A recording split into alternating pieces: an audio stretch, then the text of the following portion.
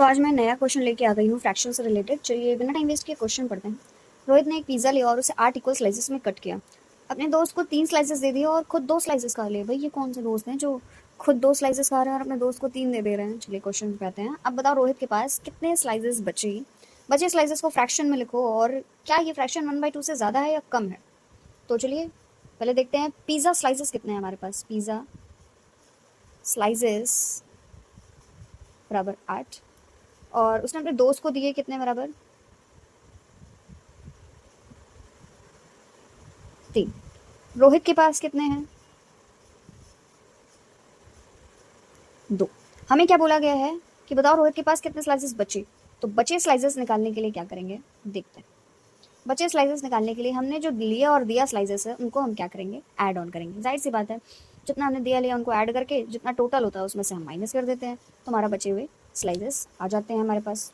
ठीक है, अब इसके बाद हम क्या करेंगे और क्या बोला गया है हमको कि बचे स्लाइसेस को फ्रैक्शन में भी लिखना है। फ्रैक्शन में लिखने के लिए हमेशा एक ये फॉर्मूला याद रखिएगा कि फ्रैक्शन फॉर्म में लिखने के लिए जो भी बचा हुआ स्लाइसेस होता है, बचे स्लाइसेस यानी बची हुई चीज़ें, वो हमेशा हम ऊपर लिखते हैं और नीचे हमेशा हम टोटल लिखते हैं। ठीक है, तो बचे स्लाइसेस कितने 3, टोटल स्लाइसेस हमारे पास कितनी थी 8, जो कि ये हमने लिख रखा था। और क्या बोला है आगे क्वेश्चन में कि स्लाइसेस को फ्रैक्शन में लिख लिया और क्या ये फ्रैक्शन 1/2 से ज़्यादा है या कम है। हमें फ्रैक्शन क्या दिया है 1/2। अब हम 1/2 को इसके जैसा बनाने के लिए क्या कर सकते हैं, 1/2 को हम 4/8 लिख सकते हैं।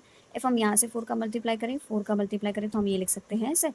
ठीक है, अब इसको इससे कंपैरिजन करके देखते हैं।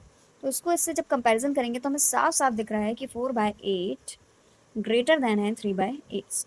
ठीक है, यानी हम कह सकते हैं 1/2 इज ग्रेटर देन 3/8, यानी 1/2 से क्या है कम है। ठीक है, क्योंकि ये बड़ा है। अब आपको अगर ग्रेटर देन लेस देन के साइन नहीं पता है तो मैं आपको थोड़ा सा डिस्कस कर देती हूँ। 3 टाइप के साइन होते हैं, greater than, less than and equals to. ठीक है, ये मैं आगे के कुछ क्वेश्चंस में आपको पूरा डिटेल में समझा दूंगी। आज के लिए इतना ही, आगे के लिए बने रहिए, नए नए फ्रैक्शंस के क्वेश्चन मैं लाती रहूँगी।